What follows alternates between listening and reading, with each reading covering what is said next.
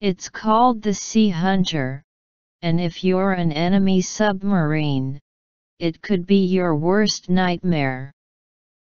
According to the UK Daily Mail, the Sea Hunter is a 132-foot beast that can traverse the ocean for months at a time, hunting for undersea vessels. It costs only $20 million to build and $20,000 a day to run, despite its advanced equipment. And there's not a single person on board. According to a news release from the Defense Advanced Research Projects Agency, the secretive division that handles the development of emerging military technologies, the Sea Hunter was turned over to the Navy for testing last week after DARPA completed its work. It's technically called the Anti-Submarine Warfare (ASW) Continuous Trail Unmanned Vessel (ACTIOF), although Sea Hunter sounds a lot cooler. Whatever you want to call it, the technology demonstrator is the first example of what could ultimately become an entirely new class of ocean-going vessel able to traverse thousands of kilometers over open seas for months at a time, without a single crew member aboard, as the Medium Displacement Unmanned Surface Vehicle (MDUSV).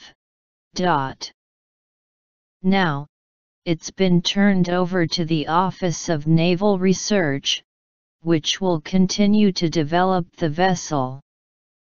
In the end, developers hope for a drone ship that can operate for 30 to 90 days at a time with its 2 diesel engines, crossing the seas at 27 knots per hour. ACTIOF's move from DARPA to ONR marks a significant milestone in developing large-scale USV, unmanned surface vehicle, technology and autonomy capabilities. Alexander Whalen, a program manager at DARPA, said in the release. Our collaboration with ONR has brought closer to reality a future fleet in which both manned warships and capable large unmanned vessels complement each other to accomplish diverse, evolving missions. The story of the Sea Hunter goes back to 2014, when defense contractor Leidos started on building it. The first speed tests were conducted in the spring of 2016, which, according to Engadget, is when it earned the moniker Sea Hunter from DARPA. It also completed an autonomy test during that time, where it managed to pull off a multi-waypoint mission without any additional human directions in terms of speed or course. However, there will initially be a pilot on board during the test phase. Later test versions are expected to be completely unmanned. ACTIOF represents a new vision of naval surface warfare that trades small numbers of very capable, high-value assets for large numbers of commoditized, simpler platforms that are more capable in the aggregate, said Fred Kennedy, Director of the Tactical Technology Office at DARPA, in the agency's news release.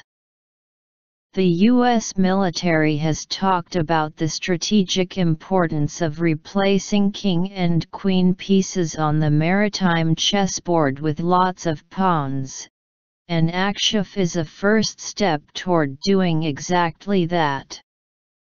While it may be some time before the Sea Hunter or whatever is developed from it enters the Navy's fleet, it's a critical development in keeping ahead of countries like Russia and China, as well as dealing with asymmetrical submarine threats from countries like North Korea. Plus, it's darned cool. I think everyone will pretty much agree with that one.